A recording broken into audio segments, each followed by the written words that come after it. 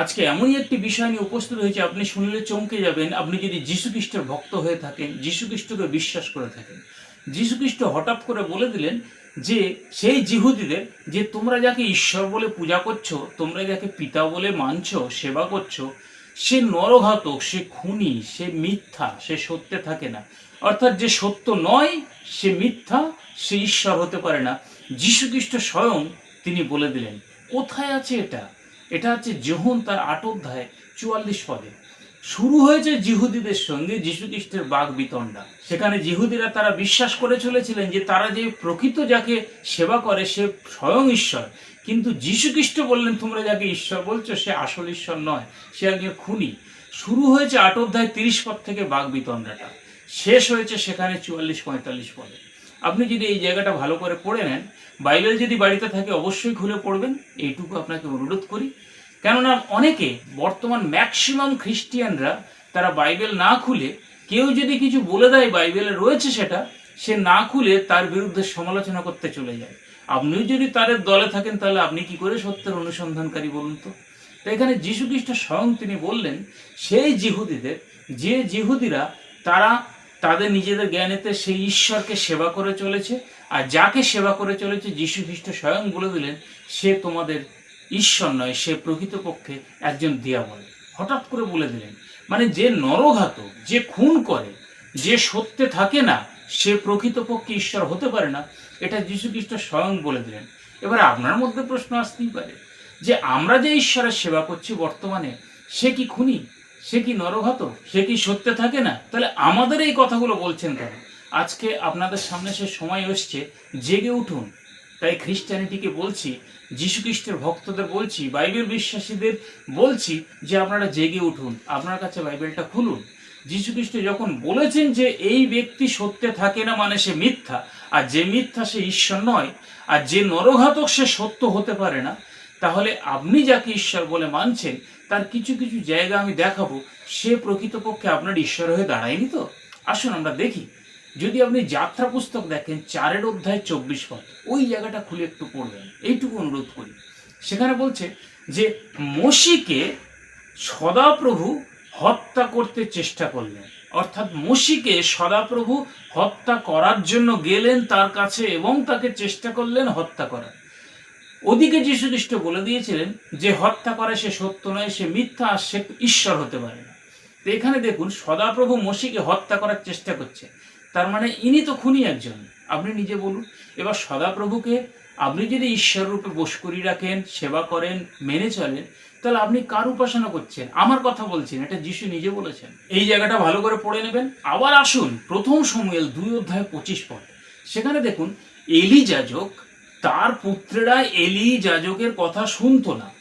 কেননা ওখানে লেখা রয়েছে ২ অধ্যায় ২৫ পদে যে সদাপ্রভু তাদের যে বধ করবে সেটা সদাপ্রভু প্রথম থেকে ঠিক করে রেখেছে।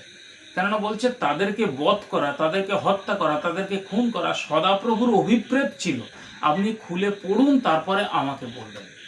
দেখুন এখানে সদাপ্রভু তাকে বধ করবে এই অভিপ্রেত ছিল বলেই, এই কারণের জন্যই এলির পুত্রেরা এলির কথা শুনতো না, অবাধ্য হতো, অন্যায় অত্যাচার করত। তো এখানে আপনি বলবেন যে সদাপ্রভু তাকে ঠিক করে রেখেছিল প্রথম থেকে যে তাদেরকে বধ করবে, এটা হতেই পারে না। আপনি জায়গাটা পড়ুন, তারপর আমার সমালোচনা বিদ্রুপ করবেন।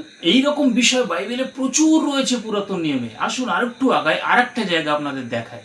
দ্বিতীয় বিবরণ তার ১৩ অধ্যায় ৬ থেকে ১০।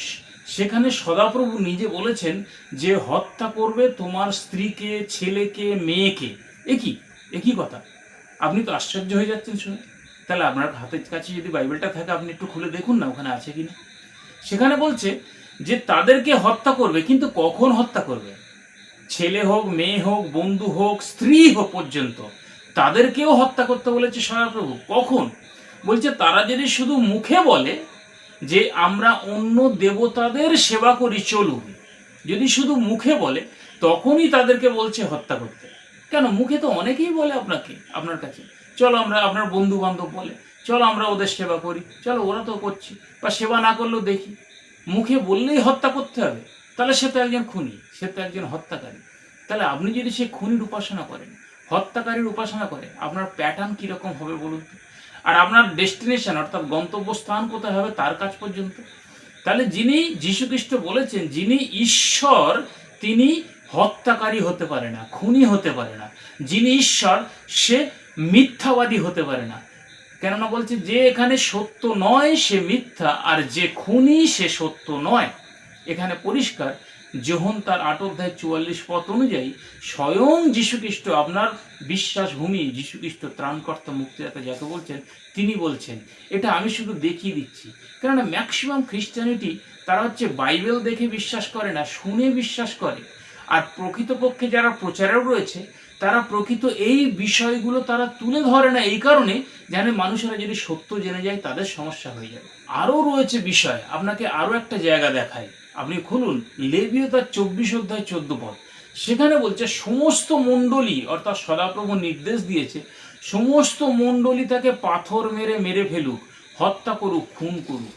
আপনি দেখুন যীশুখ্রিস্ট যে শিক্ষাগুলো দিয়েছিলেন সেই শিক্ষার সঙ্গে সেই ওল্ড টেস্টামেন্টের যে গড বলছেন আপনি, তার কোনো মিল আছে? তার কোনো শিক্ষার মিল আছে? তার কোনো ক্যারেক্টারের মিল আছে? আপনি নিজে বলুন তো, আপনি দেখুন এবং বিচার করুন। কেননা ঈশ্বর তার কোনো সিদ্ধান্তেরও পরিবর্তন হয় না। সে আজকে একটা কাজ করে কালকে বলবে না যে ওই কাজটা আমার ভুল হয়ে গেছে, তাহলে সে ঈশ্বরই নয়। আপনি নিজে বলুন না। মানুষ যদি আজকে কথা দিয়ে কালকে বলছে আমি কথা দিইনি, তাকেই বলছে তুমি মানুষ নও, তাহলে সেক্ষেত্রে ঈশ্বর যদি এরকম করে তাহলে তাকে আপনি কি বলবেন? সে ঈশ্বর হতে পারে? আর যীশুখ্রিস্ট তাকে বলেছে। আর এই বিশ্বাসটাই ধরে রেখেছিল জিহুদিরা। তারা অর্থাৎ জিহুদিদের ঈশ্বর সে সদাপ্রভু, সদাপ্রভুকেই ধরে রেখেছিল ঈশ্বর রূপে। আর জিহুদিদের বলছে যীশুখ্রিস্ট নিজে যে তোমরা যাকে ঈশ্বর বলছো সে প্রকৃতপক্ষে ঈশ্বর নয়, সে দিয়াবল। সরাসরি আপনি পড়ুন, আমার কথা না, আমি দেখিয়ে দিচ্ছি, আপনি পড়ুন। সেখানে বলছে তোমরা যাকে ঈশ্বর বলছো সে দিয়াবল, সে সত্যে থাকে না, তার মধ্যে সত্য নেই। তাহলে এখনো যদি আপনি বলেন যে আপনার সদাপ্রভু বিশ্বাসভূমি, সদাপ্রভু আপনার পালক, তাহলে আপনার প্যাটার্নটা কোথায় যাচ্ছে? আরও প্রচুর জায়গায় এরকম রয়েছে, তার নিজের দূতদের পাঠিয়ে লক্ষ লক্ষ মানুষদের হত্যা করিয়েছে, খুন করিয়েছে, প্রচুর রয়েছে বাইবেলে। এর আগের ভিডিওগুলো আপনি যদি দেখেন তাহলে দেখতে পাবেন যে প্রকৃতপক্ষে বর্তমান খ্রিস্টানিটি যে প্যাটার্নে দাঁড়িয়ে আছে, তারা হয়তো গাজওয়ারি কথাবার্তায় বলে দিচ্ছে না আমরা ঠিক আছি, আমরা মুখে যিশু বলছি মানে ঠিক আছি। মুখে যিশু বললেও আপনাদের বিশ্বাসভূমি তো সেই সদাপ্রভু ওল্ড টেস্টামেন্ট গড, সে তো একজন খুনি, যিশু নিজে বলেছে। আর সেটা প্রমাণ তো আমি কয়েকটা জায়গা দেখালাম, সেখানেও রয়েছে সদাপ্রভু নিজে খুন করতে যাচ্ছে, সদাপ্রভু লোক পাঠিয়ে খুন করাচ্ছে। এর আগের ভিডিওতে দেখবেন যে সেখানে বলছে সে এমন একটা কাজ করেছে, সে বলছে আমার ভুল হয়ে গেছে, এই কাজে অনুশোচনা করছেন, অনুতাপ করছেন। এ কি ঈশ্বর এরকম করে?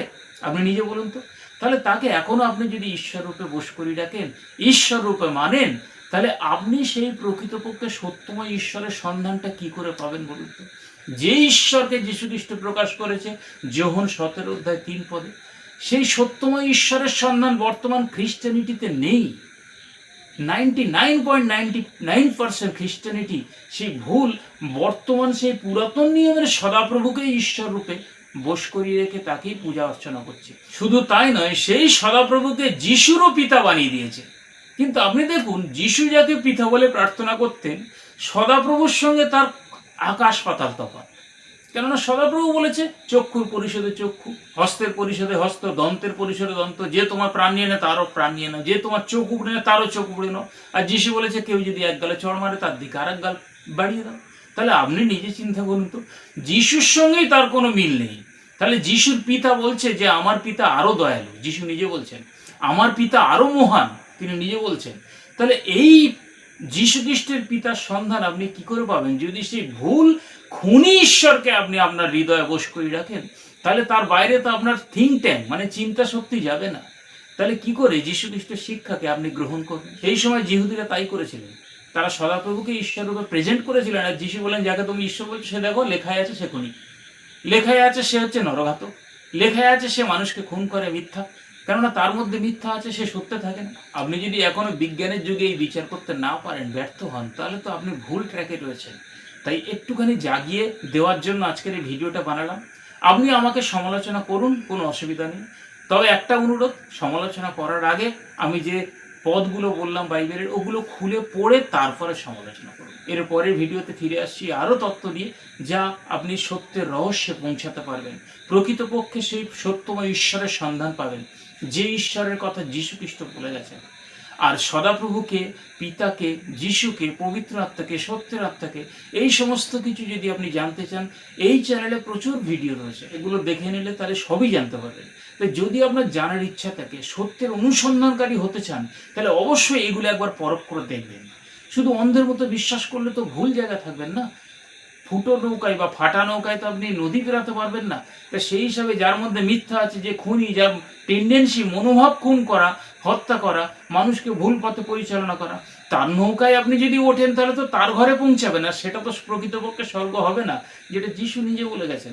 তাই আপনি জেগে উঠুন, মানুষদেরকে জাগান, আপনার বন্ধুর কাছে এই নিউজটা পৌঁছে দিন, শেয়ার করে দিন, যাতে তারাও জেগে ওঠে, বুঝতে পারে এবং সত্যের অনুসন্ধান করতে পারে, সত্যময় ঈশ্বরের সন্ধান পায়। তাই আজকে আলোচনা এইটুকুই। ধন্যবাদ।